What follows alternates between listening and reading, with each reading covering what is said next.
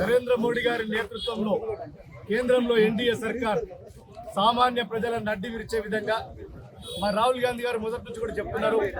మొన్న జరిగిన శాసనసభ ఎన్నికల అనంతరం ఈ దేశ ప్రజల మీద ఎనలేని భారం మోపబోతున్నాడు.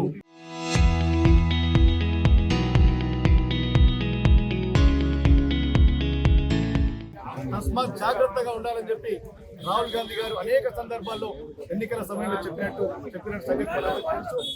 దానికి తగ్గట్టుగానే ఎన్నికలు వచ్చిన 2-3 రోజుల్లోనే కేవలం ఒక వారం రోజుల వ్యవధిలోనే పెట్రోల్ కానీ డీజిల్ కానీ గ్యాస్ ధరలు అమాంతం పెంచి పేద ప్రజలను అడ్డు విరుస్తున్న నరేంద్ర మోడీ గారి సర్కారుకు వ్యతిరేకంగా కరీంనగర్ కాంగ్రెస్ పార్టీ ఆధ్వర్యంలో గీతా భవన్ చౌరస్తా నుండి కలెక్టరేట్ వరకు పెద్ద ఎత్తున నిరసన కార్యక్రమం చేపట్టడం జరిగింది. ఎడ్ల బండ్లతోటి రిక్షాలతోటి ఇలా సామాన్య ప్రజలు కూడా స్వచ్ఛందంగా పాల్గొని నిరసన కార్యక్రమాన్ని విజయవంతం చేశారు. నేను ఒకటే డిమాండ్ చేస్తున్నా, ఇప్పటికైనా పేద ప్రజల ఉసురు పోసుకోకండి. నరేంద్ర మోడీ గారు, మీకు ఇది మంచిది కాదు, మీకు పాపం తగులుతుంది. తక్షణమే ఇవాళ మీరు పెంచినటువంటి పెట్రోల్ కానీ డీజిల్ కానీ గ్యాస్ ధరలు తగ్గించాలి. ఆ రోజు మేము యూపీఏ సర్కార్ శ్రీమతి సోనియా గాంధీ గారి నేతృత్వంలో ఆ రోజు యూపీఏ చైర్పర్సన్ ఉన్నప్పుడు బ్యారెల్ ధర ఇంతకంటే ఎక్కువ ఉన్నప్పటికీ కూడా ఆ రోజు సామాన్య ప్రజలకు ఇబ్బంది కలిగించొద్దని చెప్పి అతి తక్కువ ధరలకు పెట్రోల్ కానీ డీజిల్ కానీ అందించి ఇలా ప్రజలకు మేము అండగా ఉన్నాం. ఇలా అప్పుడు ఏ విధంగా అయితే అప్పుడు చేసిందో ఇప్పుడు అదే విధానాన్ని మీరు కొనసాగించాలి.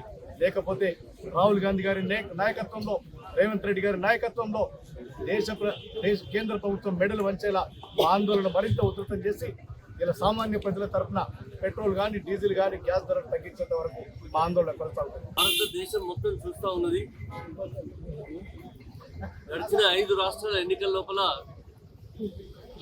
ప్రధానమంత్రి గారు కానీ భారతీయ జనతా పార్టీ కానీ ఏం చెప్పింది, ప్రపంచంలో ఏం జరిగినా కూడా మన దేశంలో పెట్రోల్ డీజిల్ గ్యాస్ ధరలు పెరగవు అనేటువంటి మాట చాలా ఖచ్చితంగా చెప్పినటువంటి ప్రభుత్వం.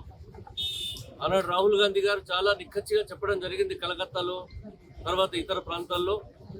ఈ ఎన్నికల వరకు మాత్రమే ఈ పరిస్థితి ఉంటుంది, ఎన్నికల తర్వాత ఈ దేశంలో చాలా భయంకరమైనటువంటి పరిస్థితి ఏర్పడుతుంది.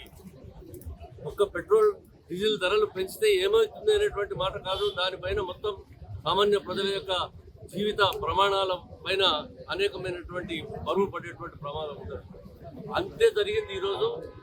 మరి భారతీయ జనతా పార్టీకి ఉన్నటువంటి ఎజెండా అంతా ఒక్కటే, ఎంతసేపటికి రామాలయము, రాముడు లేకపోతే ఆంజనేయ స్వామి తప్ప ఈ భారత ప్రజలకు మేలు చేయాలి, లేకపోతే ఒక చిత్తశుద్ధితో ప్రజా సంక్షేమం అనేటువంటి విషయం లోపల పనిచేయాలనేటువంటి ఆలోచన మోడీకి కానీ వాళ్ళ పార్టీ లోపల ఉన్నటువంటి కానీ ఎవరికి కానీ లేదు. అధికారానికి ఏ విధంగా రావాలి, ప్రజలను ఏ విధంగా మభ్య పెట్టాలి, ఈ దేశం లోపల ఉన్నటువంటి ప్రజాస్వామ్యాన్ని ఏ విధంగా కాలరాయాలనేటువంటి విషయం తప్ప ఈ పార్టీ మరి ప్రజల కొరకు పనిచేసేటువంటి పార్టీ కాదు. అయినా కూడా ఈ దేశం లోపల ప్రజలు గ్రహించడానికి ఇంకా కొంచెం సమయం పడుతుందని చెప్పి ఆశిస్తూ మరి ఎట్టి పరిస్థితుల లోపల కూడా పెంచినటువంటి ధరలను వెంటనే తగ్గించాలి. అవసరమైతే కేంద్ర ప్రభుత్వం ఎక్సైజ్ డ్యూటీ తగ్గించండి, మీకు రావాల్సినటువంటి ఆ ఇన్కమ్ ను తక్కువ చేసుకోండి చెప్పి మరి కాంగ్రెస్ పార్టీ పక్షాన మేము అందరం డిమాండ్ చేస్తా ఉన్నాం. ఇది చూసా తప్పకుండా మేము ఈ తగ్గించే వరకు కూడా రాహుల్ గాంధీ గారి ఆదేశాల మేరకు ఇంతకుముందు మా అధ్యక్షులు ఇద్దరు చెప్పినటువంటి విధంగా ఈ ఉద్యమం కొనసాగుతుందని చెప్పి ప్రజల పక్షాలు తెలియదు. పెట్రోల్ డీజిల్ గ్యాస్ ధరలు పెంచుతూ ఆ సందర్భంలో అన్ని రకాల నిత్యావసరాల ధరలు పెరుగుతున్న సందర్భంలో ఆనాడే రాహుల్ గాంధీ గారు చెప్పిండ్రు, ఈ భారతదేశం ఆర్థిక సంక్షేమంలోకి నెట్టుతుండు నరేంద్ర మోడీ, ఈ రోజు పేదలను అడ్డి విరుస్తుండు నరేంద్ర మోడీ అని యావత్ ప్రజానికం ఇవాళ అర్థం చేసుకోవాలి. బీజేపీ ప్రభుత్వం ఎన్నికలకు ముందు వాగ్దానాలు చేస్తుంది, ఎన్నికలైన తెల్లారే అన్ని ధరలు పెరుగుతుంది. దయచేసి యావత్ ప్రజానికం అర్థం చేసుకోండి, ఈ మాయదారి మోడీ గారి ప్రభుత్వం పేద ప్రజల రక్తంతో నడుస్తుంది. దీనికి నిరసనగా ఈ రోజు కరీంనగర్ కాంగ్రెస్ పార్టీ ఆధ్వర్యంలో చేపట్టిన నిరసన కార్యక్రమం జిల్లా కలెక్టర్ ద్వారా మా నిరసన పత్రాన్ని ఇవ్వడం జరిగింది.